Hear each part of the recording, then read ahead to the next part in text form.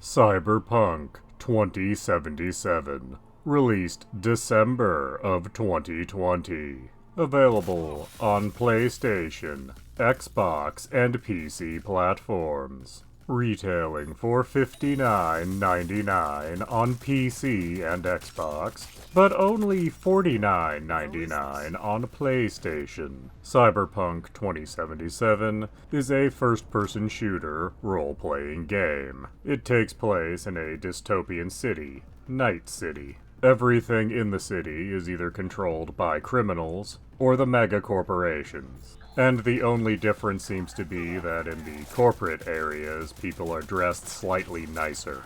And as you are a career criminal in this game, you will end up allied with one power or another. In fact, the first few hours of the game are you and your partner in crime trying to make a name for yourself by doing a big job. But things don't go quite as planned, with your partner ending up dead, and you ending up in a situation where you supposedly have only a few weeks left to live. And that is where my first disconnect with this game occurs, as you're directly told you only have a matter of weeks to live, as there is a day-night cycle in this game, and there are things in this game which are time-sensitive. But your condition that's marching you towards death will only get worse when you do story missions. So you could spend months of in-game time doing all of the side content in the game, and never have to worry about your character suddenly dying. This game is also very big on presenting you with a seemingly important choice that will turn out to be completely meaningless as you progress. And this starts right at the very beginning when you're creating your character, as you have to choose a backstory for your character. Are you a Night City native? Are you a nomad from the wasteland? Are you a corporate stooge? But outside of having a different tutorial, this choice makes almost no impact, as on very rare occasion, you'll get a dialogue option connected to your origin, but so far as I can find, they never actually affect anything. And this type of fake choice happens a lot in quests. At one point, you can help an AI that runs a cab company. The AI is malfunctioning.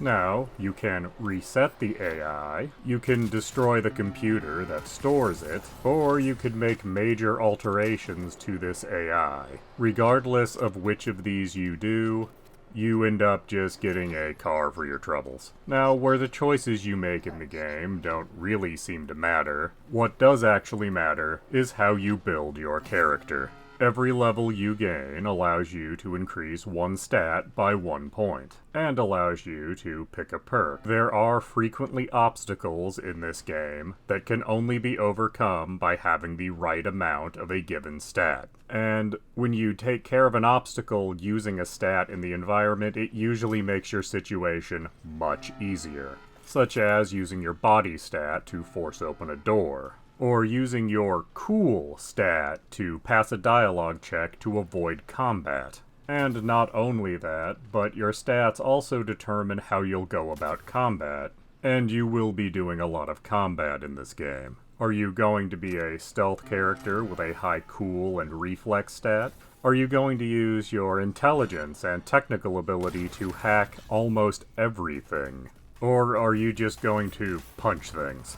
All of these options are equally viable. And outside of combat, stats will have other effects, cybernetic augmentation being a big part of this game. And if you're looking to make the most of that, you need a very high technical ability stat, as the stat and its perk tree directly affect how much you can be augmented, even having special augmentations that are only available to you with heavy investment in this stat and its perk tree. The stats will also affect what kinds of guns you're going to be using. A lot was made out of the smart guns in this game that can auto-target. To make the most of these kind of weapons and make them actually viable, you'll need to invest a lot in your intelligence stats and the perks therein. As without doing so, those weapons will take a while to lock on, and they don't do nearly as much damage as other, more traditional weapons. Before release, a lot was made about the fact Keanu Reeves was in this game. And yes, he is in fact here. But he is effectively a figment of our main character's imagination. He's Harvey the Rabbit, or Mr. Floppy. He's basically the Joker in Batman Arkham Knight. He shows up from time to time to heckle our main character and the situation that he's currently in. And usually he's just spouting some faux rebellious first-year poli-sci nonsense. Which is a shame, as elsewhere in the game there are some very interesting characters, and it seems as if a little more could have been done with the talents of Mr. Keanu Reeves. The two elements where the game truly shines are the combat and NPC interaction, as the combat has a ton of different options, all of which are interesting to use. This being a rare case where going in guns blazing, or going in stealthily, are both equally entertaining and rewarding, with you even having options to go a completely non-lethal route if you so choose, with the only real issue being that there's a limit to how much you can grow your character. So unfortunately, you will not be able to experience all aspects of combat in one playthrough. And what I mean about NPC interaction is the fact that NPCs behave slightly more naturally than is generally the case in games of this nature. And it comes down to a lot of relatively minor things.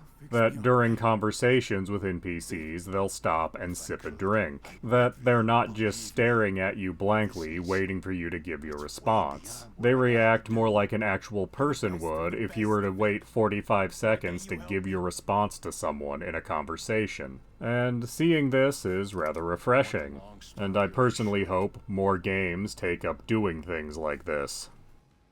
But is Cyberpunk 2077 worth your time and money? Well, if you're just doing the main story, it clocks in at just over 20 hours. Being an open-world game, if you're inclined to do side content, this will be more like a 60 to 100-hour experience. So yes, I would say that at this point Cyberpunk 2077 is worth your time and money. It has been 4 years since it first launched with one of the rockiest launches in recent memory. But at this point there has been many patches and the game now runs much better. And during my time with it, I never encountered anything that was game-breaking or even game-crashing.